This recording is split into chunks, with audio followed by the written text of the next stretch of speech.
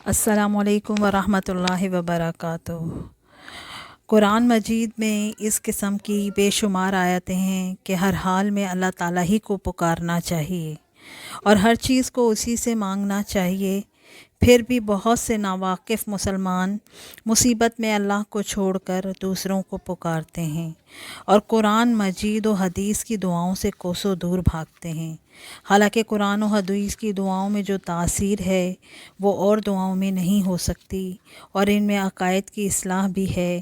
اگر آپ گہری نظر سے دیکھیں تو ہر دعا میں عقیدے کی درستگی موجود ہے، کیونکہ بغیر اس کے کوئی عمل مقبول نہیں۔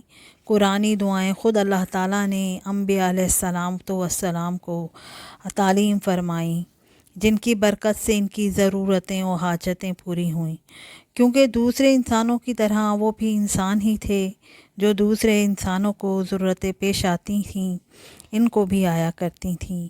وہ بھی بیمار ہوتے تھے تو صحت اللہ تعالیٰ ہی سے چاہتے تھے۔ وَإِذَا مَرِضْتُ فَهُوَ يَشْفِينِ، اور جب میں بیمار ہوں تو وہی شفا دیتا ہے۔ رسول اللہ صلی اللہ علیہ وآلہ وسلم نے فرمایا کہ اللہ تعالیٰ کے نزدیک دعا سے زیادہ کوئی چیز مکرم نہیں۔ رسول اللہ صلی اللہ علیہ وآلہ وسلم نے فرمایا دعا عبادت کا مغز ہے۔ اللہ تعالیٰ سے اس کا فضل مانگا کرو، کیونکہ اللہ تعالیٰ سوال اور حاجت طلبی کو پسند فرماتا ہے۔ اور سب سے بڑی عبادت یہ ہے کہ سختی کے وقت آدمی فراغی کا انتظار کرے۔ جو شخص اللہ تعالیٰ سے اپنی حاجت کا سوال نہیں کرتا، اللہ تعالیٰ کا اس پر غضب ہوتا ہے۔ رسول اللہ صلی اللہ علیہ وآلہ وسلم نے فرمایا کہ دعا سے عاجز نہ ہو، کیونکہ دعا کے ساتھ کوئی ہلاک نہیں ہوتا۔ دعا مومن کا ہتھیار اور دین کا ستون اور آسمان اور زمین کا نور ہے۔ جس شخص کے لیے دعا کے دروازے کھول دیے گئے، اس کے واسطے رحمت کے دروازے کھل گئے، اور اللہ تعالیٰ سے کوئی دعا اس سے زیادہ محبوب نہیں مانگی گئی کہ انسان اس سے عافیت کا سوال کرے۔ میرے پیارے نبی صلی اللہ علیہ وآلہ وسلم نے فرمایا اللہ تعالیٰ سے چپ کے دعا مانگا کرو، یعنی رات کی تاریکی میں، دن کے اجالے میں چلتے پھرتے دعا مانگا کرو، بے شک اللہ دعاؤں کو قبول فرماتا ہے۔ جو اللہ سے دعا نہیں مانگتا وہ تکبر میں مبتلا ہوتا ہے۔ اللہ کو مانگنا پسند ہے، اللہ سے ہر وقت مانگا کرو، بے شک اللہ دعاؤں کا سننے والا ہے۔ ادعونی استجب لکم، تم مجھ سے مانگو میں تمہاری دعا قبول فرماؤں گا۔ اللہ تعالیٰ کا ارشاد ہے کوئی حاکم نہیں سوائے تیرے، تو بے عیب ہے میں تھا گناہ گاروں سا۔ اللہ تعالیٰ کا ارشاد ہے کہ تم مجھ سے مانگو میں تمہاری دعا قبول کروں گا۔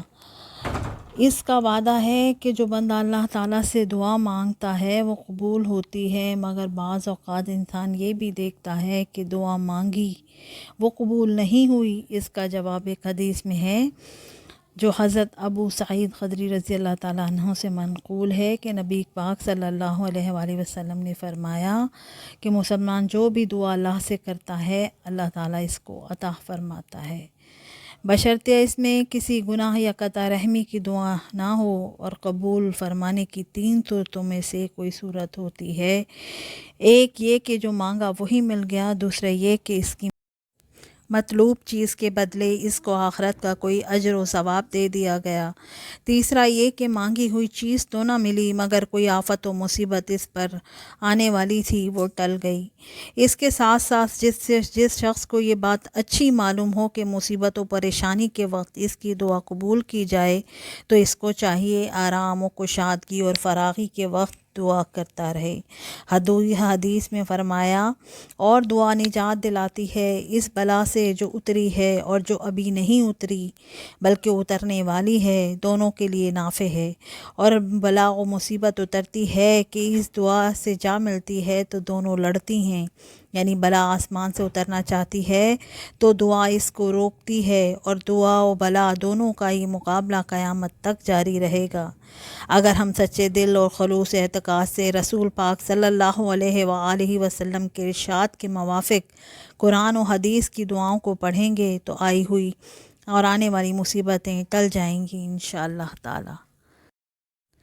حضرت عبداللہ بن عمر رضی اللہ تعالی عنہ سے روایت ہے کہ رسول اللہ صلی اللہ علیہ وآلہ وسلم نے فرمایا، دعا کارآمد اور نفع مند ہوتی ہے، ان حوادث میں بھی جو نازل ہو چکے ہیں اور ان میں بھی جو ابھی نازل نہیں ہوئے، بس اللہ خدا کے بندوں کو دعا کا اہتمام کرو۔ حضرت سلمان فارسی رضی اللہ تعالیٰ عنہ سے روایت ہے کہ رسول اللہ صلی اللہ علیہ وآلہ وسلم نے فرمایا کہ تمہارے پروردگار میں بدرجہ غایت حیا اور کرم کی صفت ہے۔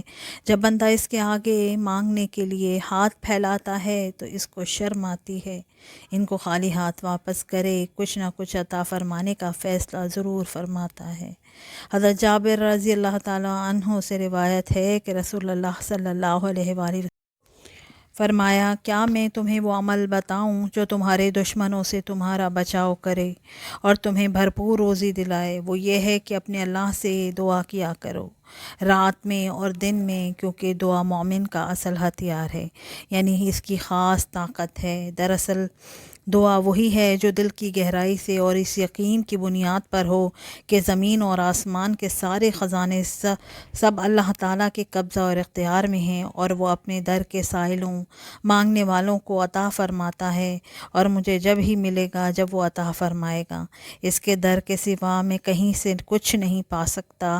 اس یقین اور اپنی سخت محتاجی اور کامل بے بسی کے احساس سے بندے کے دل میں جو خاص کیفیت پیدا ہوتی ہے، اس کو قرآن مجید میں اس طرح سے تعبیر کیا گیا ہے، وہ دعا کی روح ہے۔ اور یہ واقعہ ہے کہ کوئی بندہ جب اس اندرونی کیفیت کے ساتھ کسی دشمن کے حملے سے یا کسی دوسری بلا اور آفت سے بچاؤ کے لیے یا وسعت رزق یا اس قسم کی کسی دوسری عام و خاص حاجت کے لیے اللہ تعالیٰ سے دعا کرے تو اس کریم کا عام دستور ہے کہ دعا قبول فرماتا ہے۔